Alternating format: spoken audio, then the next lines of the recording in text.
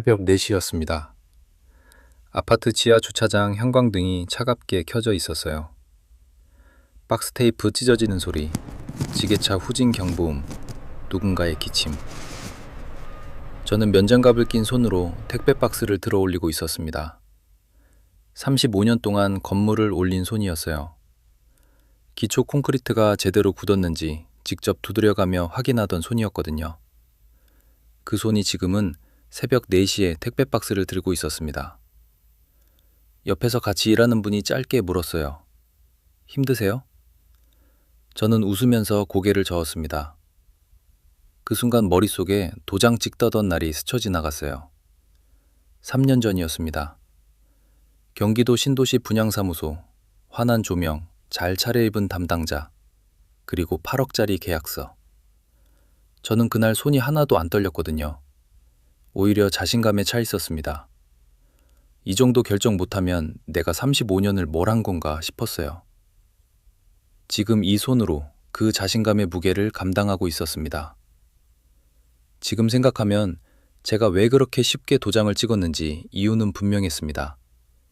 저는 평생 건설 현장에서 살았습니다.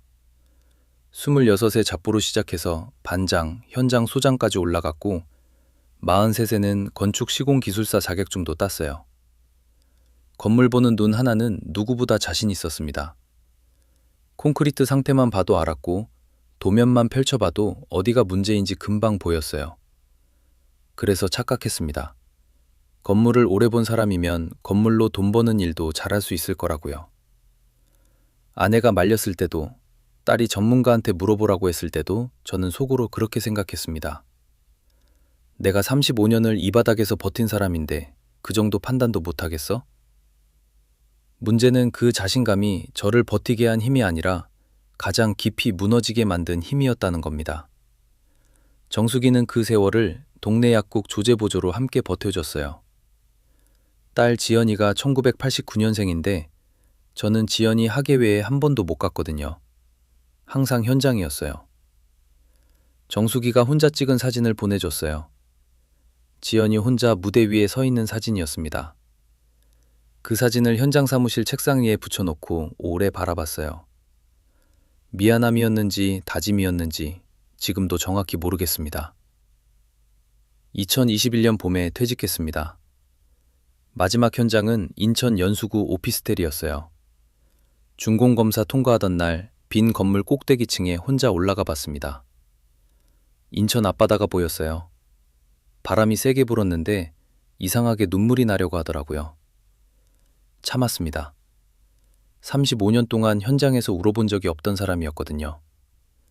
퇴직금과 적금을 합치니 현금이 3억 2천만 원이었어요. 아파트는 수원 권성구 34평형 자가였고 연금이 매달 290만 원씩 나올 예정이었습니다. 나쁘지 않다고 생각했어요. 그런데 한 달이 지나고 두 달이 지나면서 마음이 달라지기 시작했습니다. 퇴직하고 석 달째 되던 날 아침이었어요. 소파에 앉아서 뉴스를 보고 있었는데 귀에 안 들어왔어요. 창밖에 비가 내리고 있었습니다. 시계 초침 소리가 들렸어요. 퇴직 전에는 한 번도 들은 적 없는 소리였거든요. 35년 동안은 아침마다 일어날 이유가 있었습니다. 현장이 기다리고 있었고 해결해야 할 일이 있었어요. 그런데 이제 아무것도 없었습니다. 비소리만 있었어요. 그 무렵 퇴직자 모임이 있었어요. 건설업계 선후배들 모임이었는데 저보다 2년 먼저 퇴직한 강재호 형이 수원 호매실 신도시 상가를 분양받아서 매달 임대료가 280만 원씩 나온다고 했습니다. 최동민 형은 제주도 한 달 살기 사진을 꺼냈어요. 파란 바다, 돌담, 감귤나무. 누가 물었습니다. 영길아, 너는 요즘 뭐해? 그냥 쉬어. 생각해둔 거 없어? 없었습니다. 그 대답이 이상하게 부끄럽게 느껴졌어요. 집에 돌아오는 버스 안에서 핸드폰을 꺼냈습니다. 검색창에 경기도 신도시 상가 분양이라고 쳤어요. 역세권 상가, 확정 수익률 연 6%, 무료 상담 신청. 손가락이 움직였어요. 분양사무소는 경기도 화성시 동탄에 있었습니다. 담당자 김태훈이 프레젠테이션을 시작했어요. 저보다 20살은 어려 보였지만 말이 유창했습니다. 동탄 이 신도시 역세권 핵심 상권입니다. 하루 유동인구 3만 명 이상, 배우 세대 2만 가구예요. 분양가 8억 2천, 임대 수익률 연 6%면 한 달에 490만 원이에요.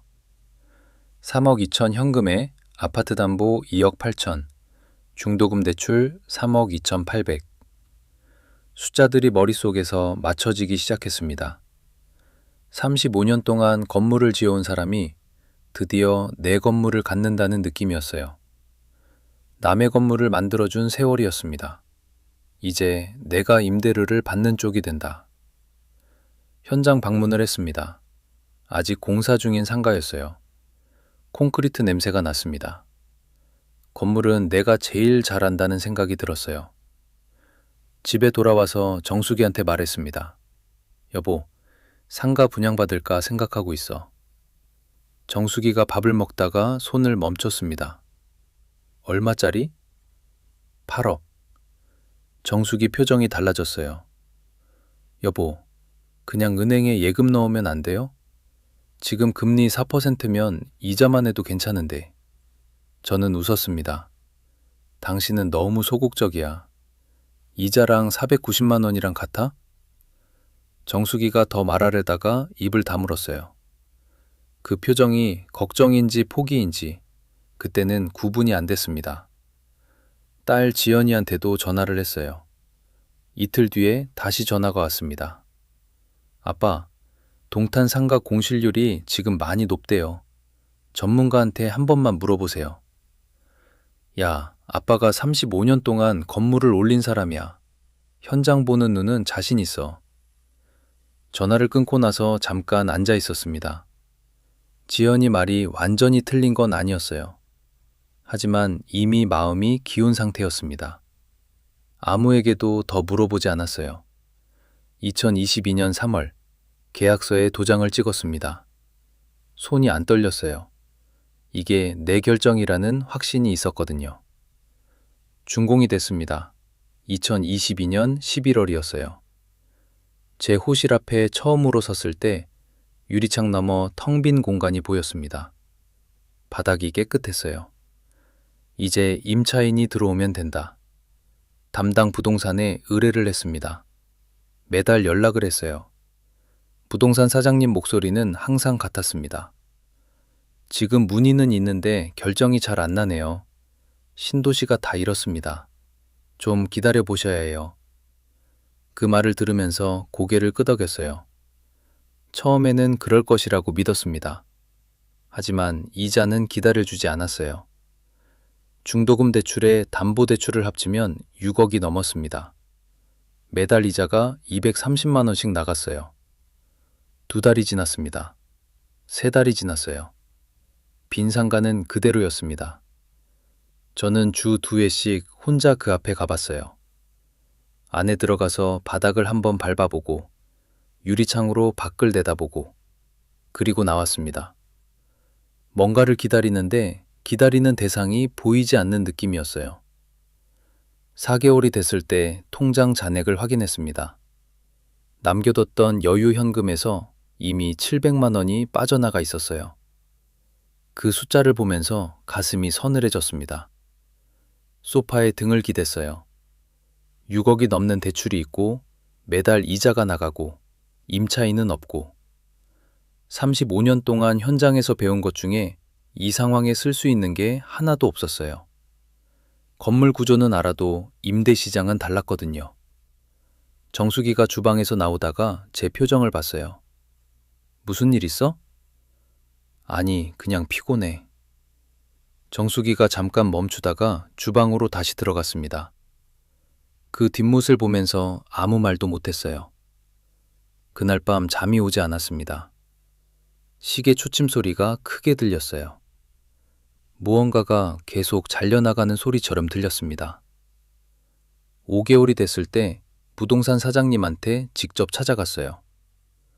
현황이 어떻게 되나요? 사장님이 커피를 내려놓으면서 말했습니다.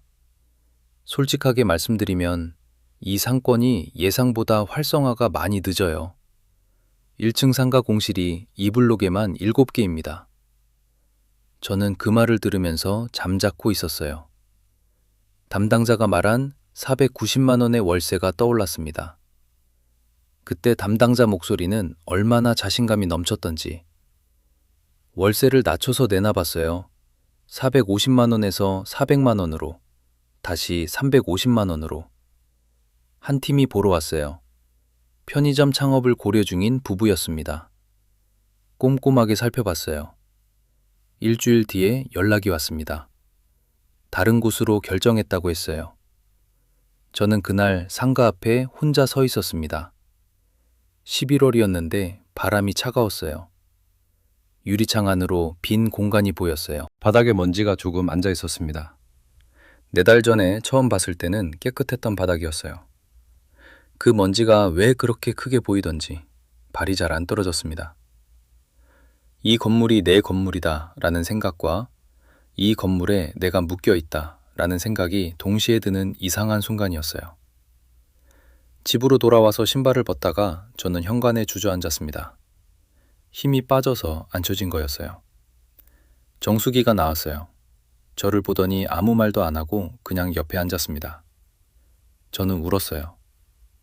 35년 동안 현장에서 한 번도 울지 않았던 사람이 현관 바닥에 앉아서 울었습니다.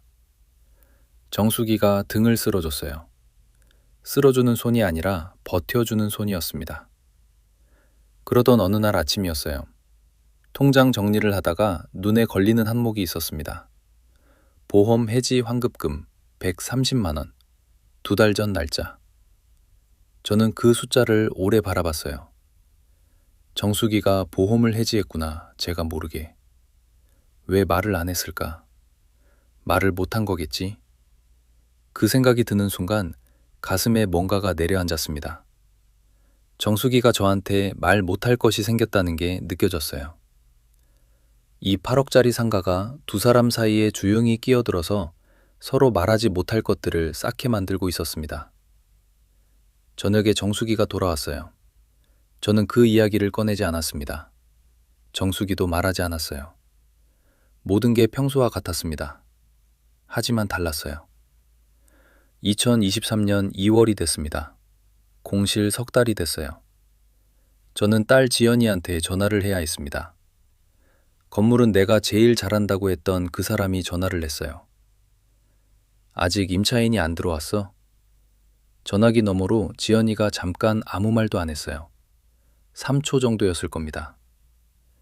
그때 네 말을 들었어야 했다. 전문가한테 물어봤어야 했다. 지연이가 말했습니다.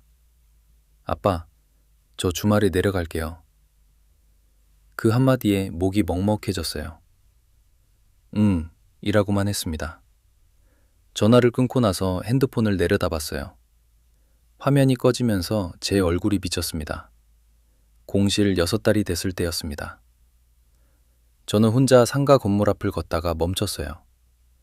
해가 지고 있었는데 1층 유리창들이 환하게 빛나고 있었습니다. 그런데 제 호실안만 어두웠어요. 양옆 상가는 불이 켜져 있고 제 유리창만 어두운 채로 서 있었거든요. 안을 들여다봤습니다. 그때는 가능성이 있었어요. 지금은 비용만 있었습니다. 지나가는 사람들이 있었어요. 다들 자기 갈 곳이 있는 사람들이었습니다. 저만 멈춰서 있었어요. 다음 날 아침이었어요. 상가 건물 정문을 지나다가 건물 관리인 아저씨를 마주쳤습니다. 일은 초반쯤 돼 보이는 분이었어요. 혼자 정문 유리를 닫고 있었습니다. 아저씨, 이 건물 관리 오래 하셨어요? 10년 됐죠. 저는 처음 3년이 어땠냐고 물어봤습니다.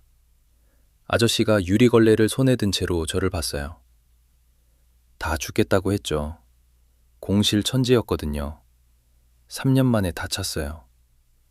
그 말이 끝이었습니다. 아저씨는 다시 유리를 닦았어요. 위로인지 아닌지도 몰랐어요. 하지만 그 말이 제 안에서 한동안 돌아다녔습니다. 그날 집에 돌아오면서 처음으로 다른 생각을 해봤어요. 지금까지는 임차인이 들어오기를 기다리는 방향으로만 생각했거든요. 내가 뭔가를 해야 하는 게 아닌가, 기다리는 게 아니라 움직여야 하는 게 아닌가. 그 생각이 싹처럼 자라기 시작했습니다. 다음 날 부동산 컨설턴트를 수소문했어요. 수수료가 150만 원이라고 했습니다. 처음에는 비싸다는 생각이 들었어요. 하지만 지금까지 내가 혼자 판단해서 여기까지 왔다는 생각도 들었습니다. 처음에 지연이가 전문가한테 물어보라고 했을 때 150만 원짜리 컨설팅을 받았더라면 그 생각을 하고 나서 전화를 했어요. 컨설턴트 이름은 송재원이었습니다. 50대 중반이었고 상가 임대 전문이었어요. 현장을 직접 1시간 동안 꼼꼼하게 봤어요. 보고서를 이틀 뒤에 가지고 왔습니다. 지금 이 상권은 소매업종 유치가 단기간에 어렵습니다. 최소 1년을 더 기다리셔야 해요. 대신 단기 해결책이 있어요. 소형 물류 거점이나 배달 대행 업체 전용 공간으로 임대하는 방법입니다. 업무용 창고 용도로 허가를 받으면 임대 수요가 달라요. 공실보다는 낫습니다. 저는 그 제안을 받아들였습니다. 150만 원이 아깝지 않았어요. 허가 신청을 넣었습니다.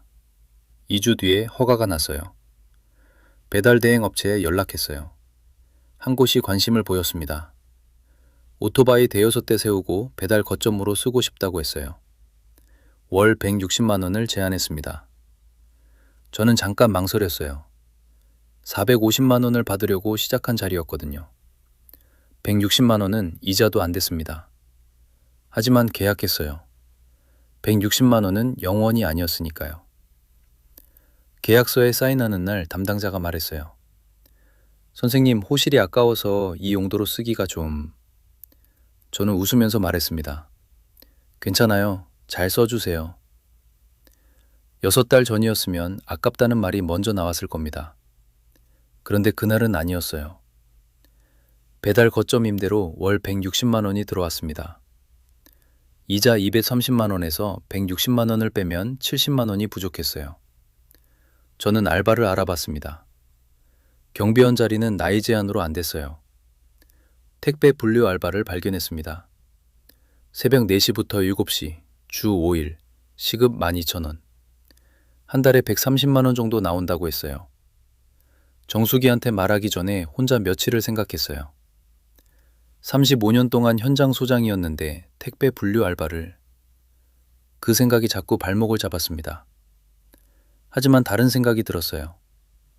현장에서 제일 힘들었던 게 뭐냐고 누가 물으면 저는 항상 이렇게 대답했거든요. 나는 일하는 게 안 힘들었어요. 일이 부끄러운 게 아니라 아무것도 안 하는 게 더 힘든 사람이었습니다.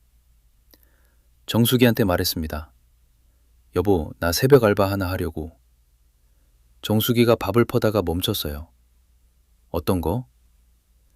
택배 분류야. 새벽 4시에서 7시. 정수기가 잠깐 저를 봤습니다. 그러다가 밥을 계속 퍼면서 말했어요. 잘 생각했어. 그 두 마디가 전부였습니다. 그 말이 이상하게 고마웠어요. 첫날 새벽이었습니다. 3시 40분에 일어났어요. 겨울이라 밖이 캄캄했어요. 정수기는 자고 있었습니다. 소리 안 나게 옷을 입었어요. 지하 주차장에 도착했습니다. 형광등이 차갑게 켜져 있었어요. 반장이 구역을 배정해 줬습니다. 박스를 들고 라벨을 확인하고 구역에 쌓는 일이었어요. 7시에 끝났습니다. 아침이 밝아오고 있었어요. 차가운 공기가 폐에 깊이 들어왔습니다. 집에 돌아오니 정수기가 아침을 차려놓고 있었습니다. 된장찌개 냄새가 났어요. 밥이 따뜻했어요. 아무 말 없이 먹었습니다. 맛이 느껴졌어요. 6달 만에 밥맛이 제대로 느껴지는 것 같았습니다. 한 달이 지났어요. 통장에 127만 원이 들어왔습니다. 배달 거점 임대료 160만 원도 들어왔어요. 두 수입을 합쳐서 이자를 냈습니다. 50만 원 정도가 남았어요. 많지 않았습니다. 하지만 이자를 내고 생활비를 쓰고 50만 원이 남았어요. 더 빠져나가지 않고 있었습니다. 그 사실이 작게 느껴지지 않았어요. 2달이 지나고 봄으로 넘어가면서 새벽 공기가 달라졌습니다. 여전히 어둡고 차가웠지만 바람에 다른 냄새가 섞이기 시작했어요. 그런데 어느 날 새벽 일을 하다가 멈칫했습니다. 박스를 들다가 손에 힘이 빠지는 느낌이 들었어요. 저는 잠깐 박스를 내려놓고 서 있었습니다. 형광등이 위에서 내려다봤어요. 35년 동안 저는 틀려도 고쳤습니다. 현장에서 잘못된 시공이 나오면 뜯어내고 다시 했어요. 그런데 이번에는 뜯어낼 수가 없었어요. 계약서도, 대출도, 6달의 공실도, 콘크리트처럼 굳어버린 결정들이었습니다. 나는 그 세월 동안 뭘 배운 건가? 건물을 지었는데 정작 내 노후는 지키지 못했구나. 가슴이 조여오는 것 같았어요. 저는 잠깐 벽에 손을 짚었습니다. 차가운 콘크리트 벽이었어요. 옆에서 일하던 분이 괜찮으세요? 라고 했어요. 저는 고개를 끄덕였습니다. 집에 돌아와서 누웠습니다. 내가 잘못 판단했다는 게 이렇게 오래 따라다닐 줄 몰랐어. 실수를 인정하는 거랑 실수가 사라지는 건 다른 일이구나. 그날 밤 정수기가 제 손을 잡았어요. 아무 말도 안 하고 그냥 잡았습니다. 뭔가를 잃었는데 아직 남아있는 것들이 있었어요. 이 손, 이 사람. 내일 새벽에 일어나면 일할 곳이 있다는 것. 알바를 시작한 지 석 달이 됐을 때였어요. 어느 새벽 같이 일하는 분이 제 옆에서 박스를 들면서 물었습니다. 나이가 비슷해 보이는 남자분이었어요. 전에 뭐 하셨어요? 저는 잠깐 멈췄어요. 건설이요. 아, 저는 공장장이었어요. 40년 했는데 요즘은 이게 맞더라고요. 두 사람이 박스를 계속 들었습니다. 말이 없었어요. 지게차 소리가 났습니다. 두 사람이 박스를 들고 구역에 쌓고 또 들었어요. 어느 순간 그분이 말했어요. 저도 처음에는 이 일이 창피했어요. 이제는 아니에요. 저는 대답하지 않았습니다.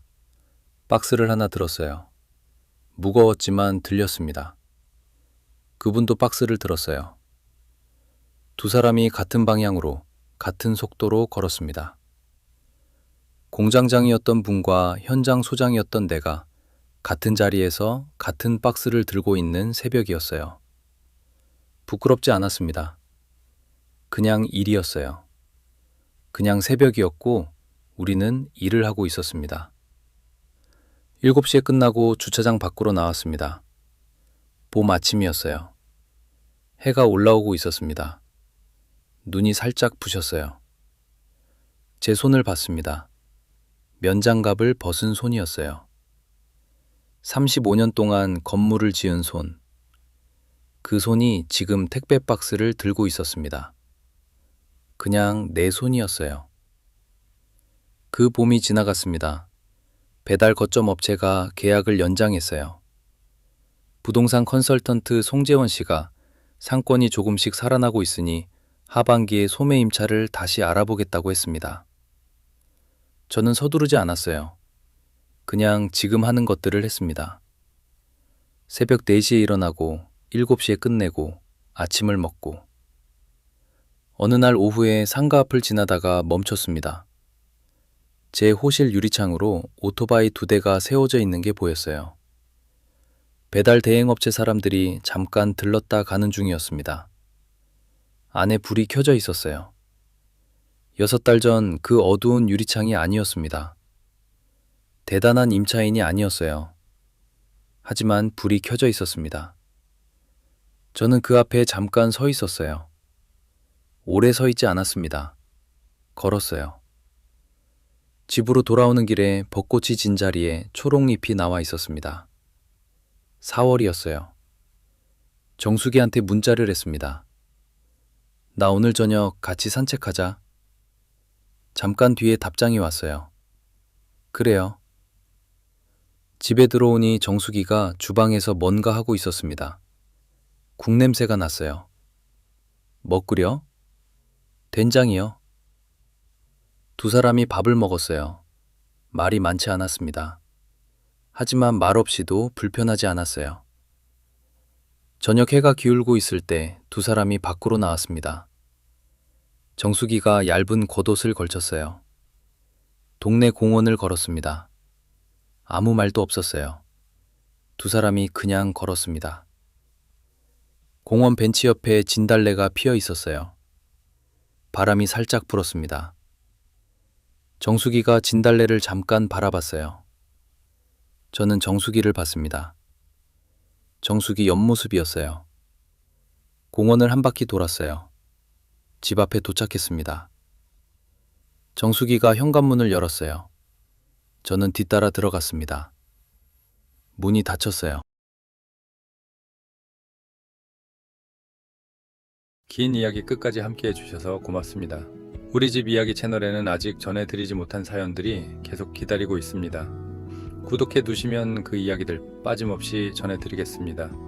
좋아요와 공유 하나가 같은 마음이신 분께 이 사연을 전해주는 힘이 됩니다. 다음 우리 집 이야기에서 다시 찾아뵙겠습니다.